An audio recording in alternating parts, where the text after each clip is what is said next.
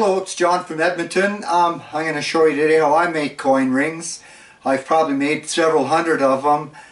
Making coin rings, it's an ongoing process. How I made them 2 years ago is different than how I made them 2 years earlier, and probably 2 years from now I will be making them different. You don't have to have all the jeweler's equipment that some people have. You don't have to have a ring stretcher or ring reducer. Really all you need is a ring mandrel, a hammer, a plastic mallet. If you don't have a ring mandrel, you probably get by with a tapered pry bar, and you just utilize what you got. Remember your little shortcuts. Now this here's the double-sided ring I made. There are different ways of making different kinds of rings, so for today I'll just stick with this here. Okay, here's my coin I'm going to use to make this coin ring. It's quite a larger coin. It's going to make a very big ring. It's 1921 East Africa shilling. It's made of 25% silver and probably some copper and bronze and whatever else we use. And here I have my little tool which I use to get my exact center. So I set that in there, flip it over, take I can use a pencil, a pen. I like to use a little metal scriber. Make one line, turn it around, quarter of a turn, make myself another line.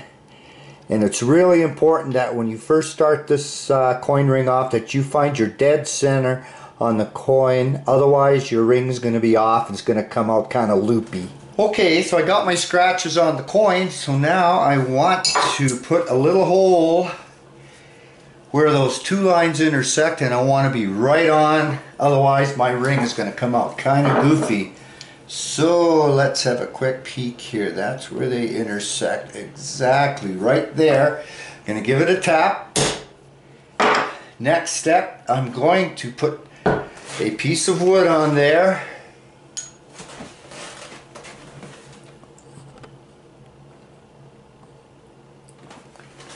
Okay, I'm going to put a piece of wood on there, and I'm going to give it a really couple of good real hard whacks because I want a nice big hole here where I'm going to start to drill.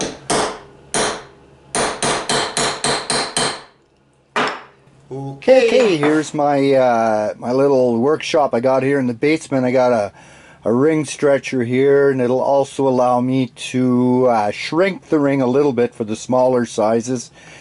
I have my buffer here, which I occasionally use to get a nice clean polish.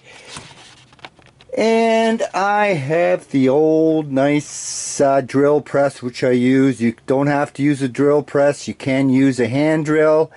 And I also have 3 small rotary tools on the go, depending if I want a buff burr or whatever. And there's my vise. I use that quite often. I'm just about ready to do my drilling into the coin. Now my favorite tool bit, I'm not sure exactly what it's called.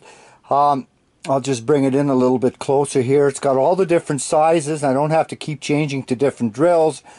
My experience from the past has been if you keep switching from one drill to the next, you end up being way more off center. So this seems to do a pretty good job with keeping a good center. And I also have a pair of vice grips here, which I have honed down the teeth a little bit in the claws or the jaws, and I wrap masking tape around it so when I grip the coin, I don't put indentations on the reeded edge. Okay, let's try the first drill here. Get that dead center here, and let's just go grind it down.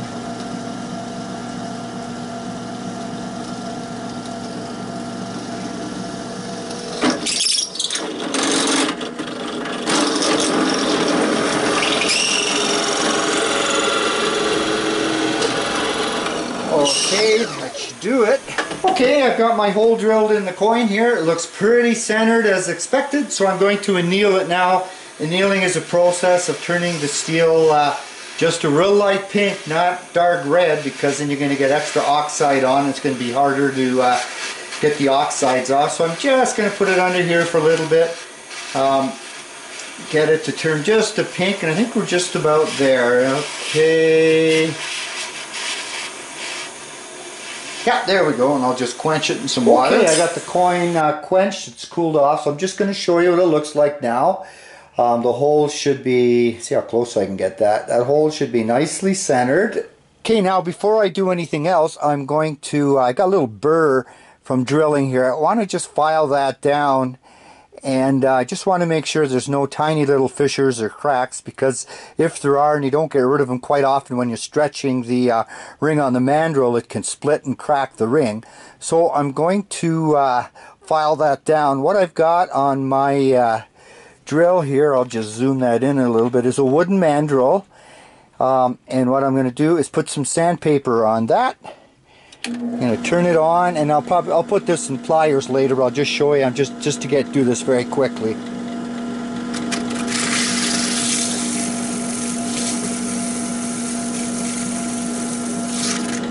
Yeah, and I have to use pliers because if I don't, I will burn my fingers. It gets very hot.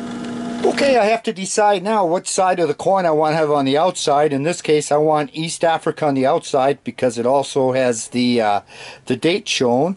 So the outside is going to go on top of the ring mandrel, and there will be a tapping process. Now, let me just grab my mallet.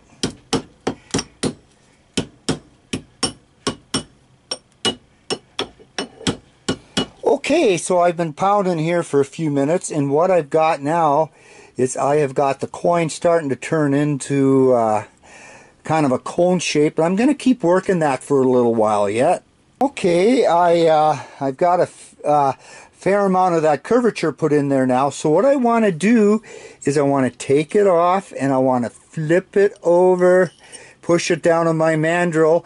But one step I'm going to do again, what I'm not going to show, is I'm just going to check the bottom of this coin for any cracks or fissures that may have happened with the stretching.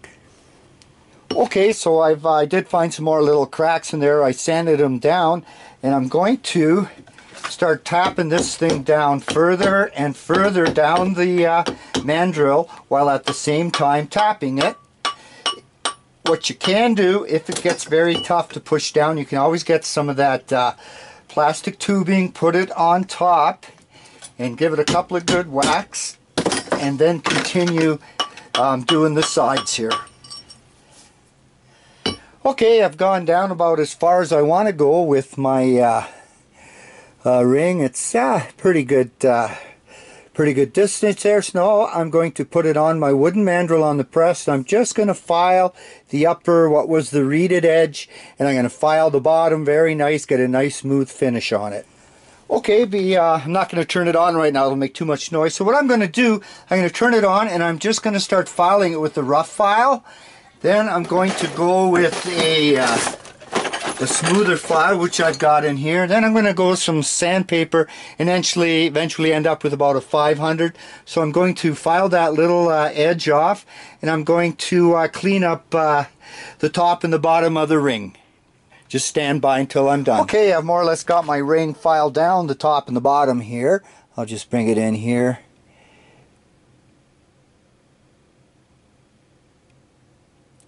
I guess I can't focus too good here, but anyhow, now I'm going to put it back on the wooden mandrel. Okay, and I'm going to turn on the drill press, and I'm going to apply little bits of polish. I've got a rough polish here. First I'm going to do, let me just show what I'm going to do. I'm going to apply the polish, make sure I get the top and the bottom, and then I'm going to grab a rag and I'm going to apply pressure, and what I'm going to do is I'm going to start polishing it up really, really nice, and that's going to give you a beautiful finish. Okay, I've gone over it with a rough polish. I'm going to go with, it's called Jeweler's Rouge. It's a red rouge. So I'm going to polish it for a while now too with the cloth. Okay, now to do the inside ring, I'm going to use my my Dremel tool, and I'm going to insert the ring in there, and I'm just going to polish it nice and carefully, and I'm going to do the outside again, look for maybe some tiny scratches and work them out. And then when I'm finally done that, I'll show you the next stage. Okay, I'm back in the kitchen. Now, jeweler's rouge and the polishing compounds have like almost a wax of grease in them, so we want to remove that. You can use a degreaser. My favorite stuff is called Citrus All-Purpose Cleaner. It's got some of that orange peel stuff in it, so I just spray a little bit on the ring, run it around, and then I add a little bit of soap on top of that to make a nice compound. And I just keep rolling it and trying to get my fingers into all the little crannies in the coin ring. Okay, I got the ring washed. I dried it really good with a paper towel. Let's just have a peek here. It didn't turn out too bad for a quick ring here. Let's just see if we can kind of bring it in slowly and get some kind of a focus on it. And we'll just turn it around so you can see the East Africa.